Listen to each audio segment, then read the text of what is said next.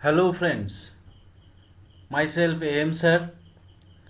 तो आज हम लोग इस वीडियो में एक छोटा सा वीडियो होगा जिसमें हम लोग जानेंगे अबाउट साइक्लिक स्ट्रेसेस और you can say fluctuating stress.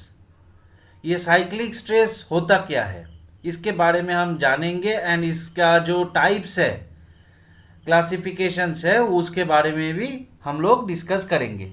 Okay, let's start. तो पहले दोस्तों ये देखो, मान लो कि ये एक यहाँ पे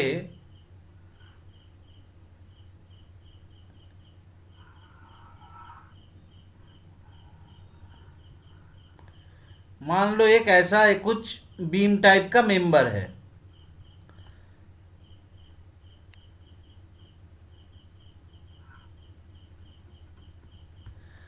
अब यहाँ पे एक आदमी खड़ा है।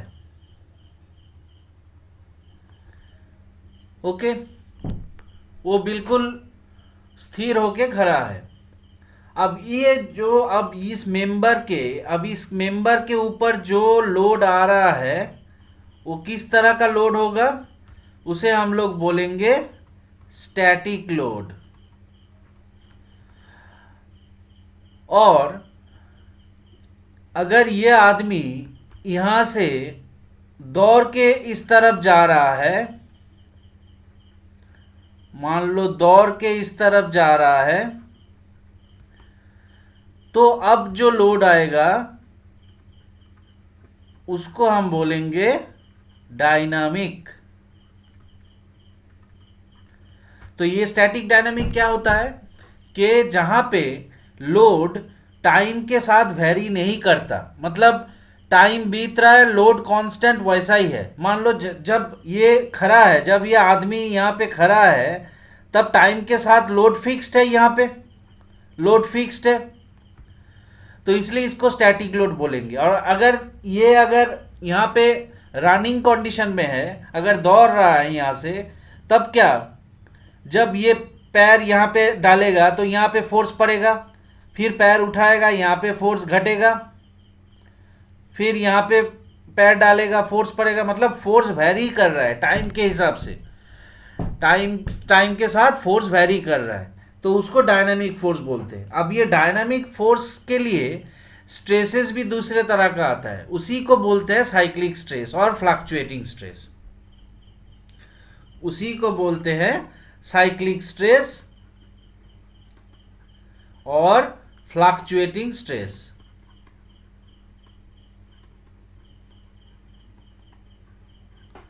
फ्लक्चुएटिंग स्ट्रेस मतलब ये टाइम के साथ वैरी कर रहा है। ओके, अब ये देखा गया है मैक्सिमम मैकेनिकल फेल्योर में more than 80% of the failure happens due to cyclic stress. ये जो फ्लक्चुएटिंग स्ट्रेस है, इसका नेचर बहुत ही इरेगुलर एंड अनप्रिडिक्टेबल होता है, जैसे कि वाइब्रेशन। इसीलिए कोई भी मशीन में जहाँ पे वाइब्रेशन ज़रूरी नहीं है, उस तरह का मशीन में जितना हो सके वाइब्रेशन अवॉइड करना मतलब किया जाता है। जितना हो सके, जितना ज़्यादा हो सके वाइब्रेशन को अवॉइड किया जाता है, क्योंकि वाइब्रेशन जो स्ट्रेस पैदा करता है मटेरियल के अंदर में, वो बहुत अनप्रेडिक्टेबल होता है।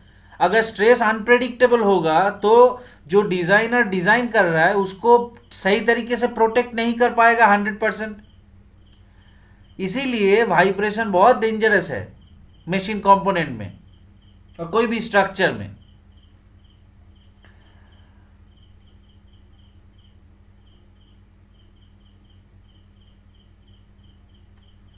ओके,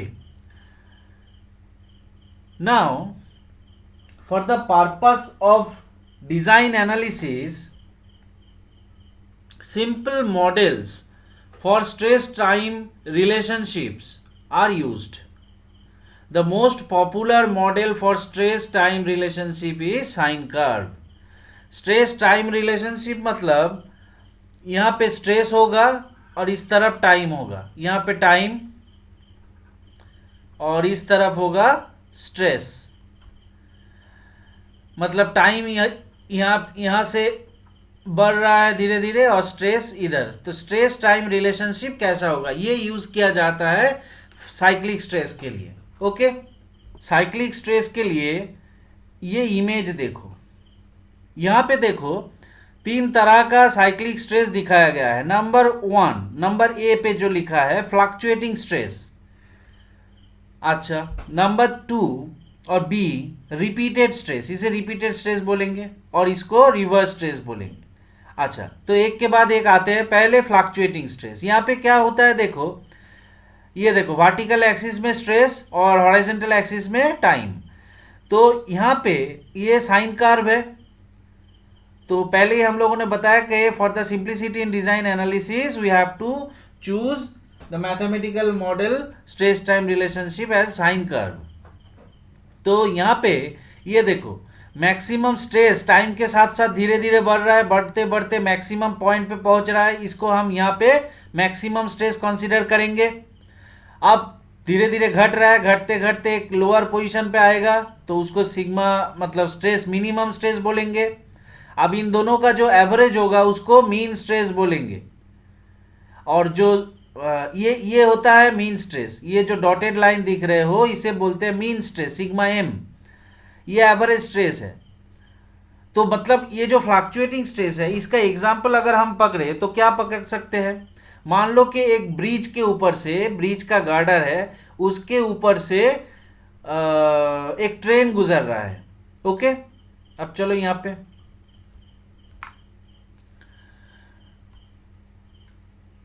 मान लो ये ब्रिज का गार्डर है। ओके,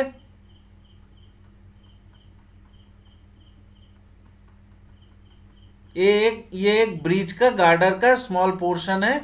अच्छा, अब एक ट्रेन यहां से गुजर रहा है।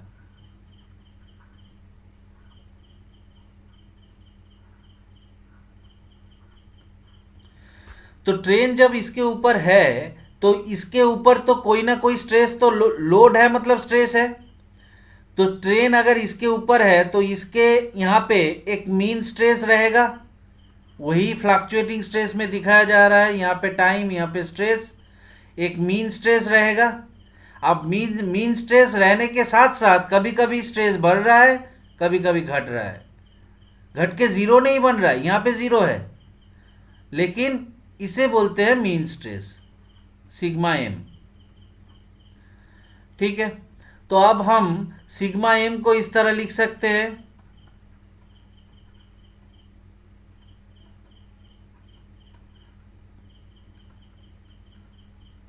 ये सिग्मा मिनिमम है, सिग्मा मीन मिनिमम स्ट्रेस, ये मैक्सिमम स्ट्रेस है, और ये सिग्मा एम है। Okay, mean stress. और ये मीन स्ट्रेस से जितना ज़्यादा उठ रहा है ऊपर या नीचे जितना मैक्सिमम जा रहा है, इसको हम बोलते हैं एम्पलीट्यूड स्ट्रेस। और एम्पलीट्यूड स्ट्रेस को हम किस तरह लिख सकते हैं, ये देखो sigma max minus sigma minimum by 2।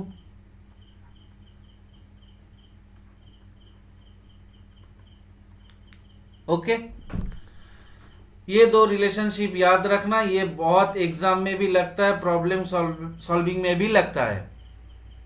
तो ये जो ब्रिज के ऊपर से ट्रेन गुजर रहा है, ये एक एग्जाम्पल हो गया first point, that is fluctuating stress. Okay, अब सेकेंड में आ रहा है रिपीटेड स्ट्रेस। यहाँ पे क्या होता है देखो, स्ट्रेस एक बार बढ़ते बढ़ते मैक्सिमम पहुंच रहा है, फिर घटते घटते जीरो पे आ जाएगा, फिर मैक्सिमम, फिर जीरो। तो इसका जो एग्जाम्पल है, इसका एग्जाम्पल हम पकड़ सकते हैं एक गियर टीथ का एग्जाम्पल। गियर टीथ में कैसे होता है, अब आओ देखो।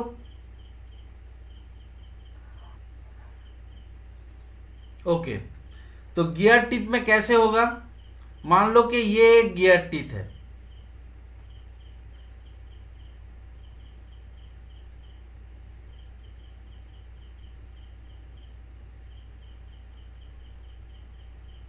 ओके, अब इसके साथ जो मेटिंग गियर टीथ है वो मान लो यहां पे है।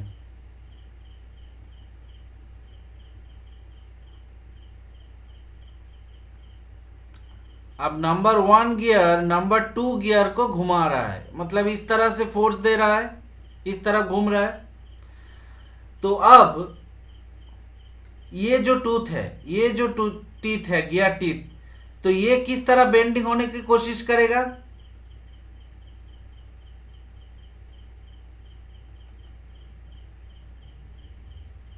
इस तरह बेंड होने की कोशिश करेगा अंडर द लोड। तो मतलब यहां पे ये धीरे धीरे लोड बढ़ेगा, फिर जब गियर टीथ दूसरे लास्ट कंडीशन में जब छोड़ देगा, मतलब मान लो कि अब गियर, ये 2 नंबर का गियर टीथ अब यहां पे है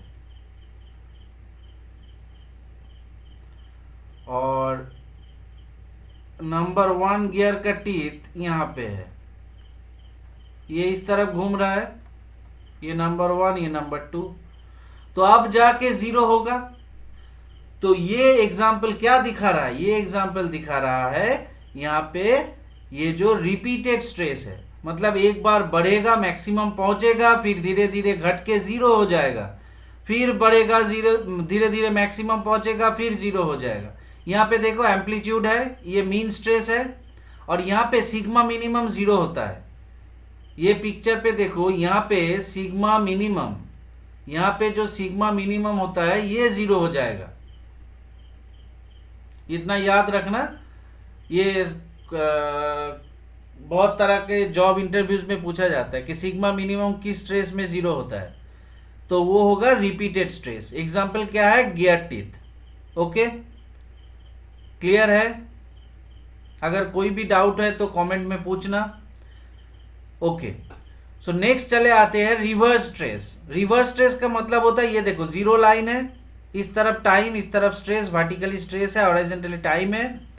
अब ये 0 स्ट्रेस है, अब 0 के एक बार उस तरफ जाएगा, मतलब प्लस साइड। अगर हम प्लस को टेंसाइल मानेंगे और माइनस को कॉम्प्रेसिव मानेंगे, तो एक बार टेंसाइल आएगा, दूसरी बार कॉम्प्रेसिव, फिर टेंसाइल मैक्सिमम पहुंचेगा, फिर घटते घटते कॉम्प्रेसिव आएगा। यहाँ का ये रिवर्स स्ट्रेस का मेन कैरेक्टरिस्टिक क्या है कि यहाँ पे मीन स्ट्रेस जो होता है वो 0 होता है, मीन स्ट्रेस सिग्मा एम। तो रिवर्स स्ट्रेस में सिग्मा एम 0 होता है और रिपीटेड स्ट्रेस में सिग्मा मिनिमम, मतलब मिनिमम स्ट्रेस 0 होता है। ठीक है, अब रिवर्स स्ट्रेस का एक आसान सा एग्जांपल ले लेते हैं। देखो यहां पर मान लो कि कोई शैफ्ट है, ऐसा एक शैफ्ट है, यहां पे बियरिंग है। तो अब अगर ये शैफ्ट मान लो कि ये बहुत दिन यूज हो रहा है, तो यूज होते होते due to its self weight ये थोड़ा सा बेंड हो गया है। ये मान लो एक मोटर है, ये गियर है, ये गियर से ये शैफ्ट घूम रहा है, यहाँ पे भी मान लो एक गियर होगा, तो यहाँ से कुछ ये पावर ट्रांसमिट कर रहा है इस तरफ। ठीक है, तो अब मान लो ये जो शैफ्ट है, ये जो शैफ्ट है, ये शैफ्ट मान लो अब इस तरह बेंड हो गया due to its self weight, ये इस तरीके से बेंड हो गया। लेकिन एक्चुअली ये हम समझने के लिए इतना ज़्यादा बेंडिंग दिखाया है, एक्चुअली इतना ज़्यादा बेंडिंग तो होता नहीं है मेटल में, बहुत सिंपल सा होता है। लेकिन मान लो कि ऐसा बेंडिंग हो गया, तो क्या क्या इसके अंदर क्या होगा? अब ये बेंड कंडीशन में घूमेगा, तो जब इस कंडीशन में है तो इस साइड में क्या स्ट्रेस आएगा? माइनस, मतलब कॉम्प्रेसिव। यहां पे कॉम्प्रेसिव आएगा, देख के पता चल रहा है, क्योंकि यहां पे कॉम्प्रेस हो रहा है ये लेयर, और ये बाहर का लेयर में टेंसाइल आएगा। अब जब 180 डिग्री घूम जाएगा, तो घूम जाने के बाद ये जो लेयर है, मान लो अगर हम इसको नाम देते हैं ए डैश्ड, और ये ऊपर का लेयर है बी बी प्राइम, तो ये जो ए प्राइम लेयर है 180 डिग्री घूमने के बाद ये बी के जगह आ जाएगा। तो मतलब जहां पे टेंसाइल आ रहा था वही जगह पे आप कॉम्प्रेसिव आएगा, और same layer B B dashed में जब नीचे आ जाएगा तो यहाँ पे टेंसाइल आ जाएगा। तो मतलब एक बार ये जीरो है, ये इधर प्लस है इधर माइनस है, तो एक बार टेंसाइल हो रहा है, जीरो हो रहा है, फिर कॉम्प्रेसिव, फिर टेंसाइल, कॉम्प्रेसिव, ऐसा चलता है। तो इसको हम बोलते हैं रिवर्स स्ट्रेस। ओके, इसको हम रिवर्स स्ट्रेस बोलते हैं क्योंकि बार बार रिवर्स हो रहा है, एक बार टेंसाइल एक बार कॉम्प्रेसिव। ये एक कॉमन एग्जांपल है, शाफ्ट का जो बेंडिंग है, रोटेटिंग शाफ्ट का बेंडिंग, ये कॉमन एग्जांपल है फॉर रिवर्स स्ट्रेस। तो ओके, यहाँ पे हम लोग साइक्लिक स्ट्रेस के बारे में जाना, 3 टाइप के होते हैं, fluctuating stress, repeated stress, reverse stress, and उसके तरह का एग्जाम्पल भी देखा, रियल लाइफ एग्जाम्पल में कहाँ पे कौन सा स्ट्रेस आता है। ओके, अगर यहाँ पे ड्यूरिंग दिस वीडियो कहीं पे कोई किसी को भी कोई डाउट लगे तो कमेंट करके ज़रूर पूछना, और चैनल को लाइक और सब्सक्राइब ज़रूर करना। Thank you very much.